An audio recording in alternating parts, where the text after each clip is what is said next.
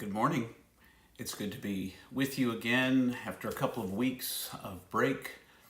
I was either physically not in a place where I could have my weekly moment or not mentally in a place where I could have my weekly moment. And that happens to all of us. And that's one of the many challenges of being alive. I want to remind you today, whenever today is for you, if you're joining me live or if you're joining me at some point later on, that you are infinitely precious and unconditionally loved for the gift you already are.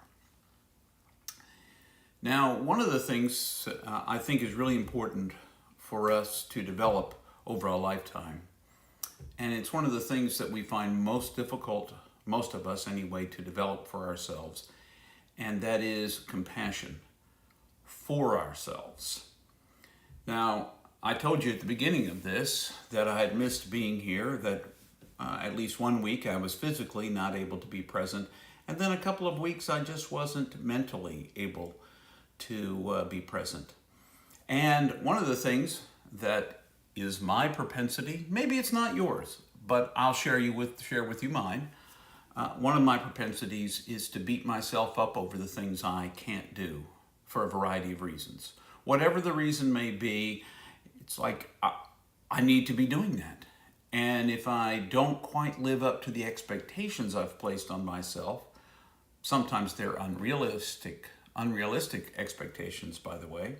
If I don't live up to those, then what becomes the challenge for me is then being compassionate and letting it go and forgiving myself for it. So I hope to just say a word about that, because how can I expect to truly be compassionate with somebody else when I'm still struggling with my own lack of compassion for myself? Because see, what ends up happening is, because I'm tied in knots inside without compassion for myself, I just pass that right along to my neighbor. What doesn't transform me gets transmitted by me, to paraphrase something that Richard Rohr says. And I don't want to be a transmitter of non-compassion. I want to be compassionate. And I want you to experience compassion in your life. And I want you to live without all of the revisiting all of your mistakes in life, without you, and that requires a kind of self-compassion, the ability to let go of the things you weren't able to do. Because when we don't, sometimes that lack of compassion for ourselves also debilitates us, keeps us from moving forward and trying the next time. So when you find yourself in a space, mentally, emotionally, physically, where you can't do something that you'd promised yourself you would do, your response can be to beat yourself up. All the self-recrimination rises in you, and every mistake that you've ever made begins to be enumerated and listed in your mind. But instead, what you could do is to step back for just a moment. When you start to feel that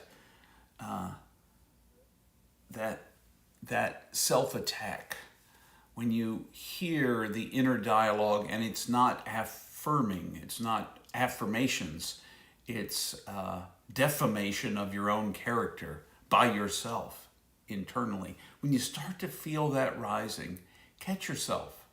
You won't do it every time. You need to be compassionate about that too. I need to be compassionate about that too. When you look back and you say, man, I should have caught myself 2 weeks ago. Doesn't matter what I should have done 2 weeks ago. Whether I should or shouldn't have, it's been an opportunity for me to grow and to think and to recognize that sometimes I just need to be a bit more compassionate with me. A bit more compassionate with me. I too make mistakes. I too have moments when I can't quite be the best I can be, at least according to some imagined estimation in my own head. So instead of holding on to that, I need to let that image go and recognize the truth I tell you every single week, which is I am infinitely precious. I am unconditionally loved for the gift I already am. And if this week I can't do my weekly message, I just need to let it go. If this week the message that I preach on Sunday morning doesn't turn out quite as good as it did last week, I need to let it go.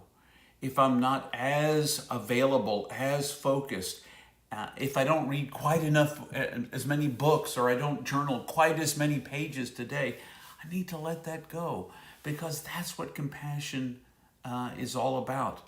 Compassion begins, when I entitled this one, Compassion Begins at Home, I mean in this home.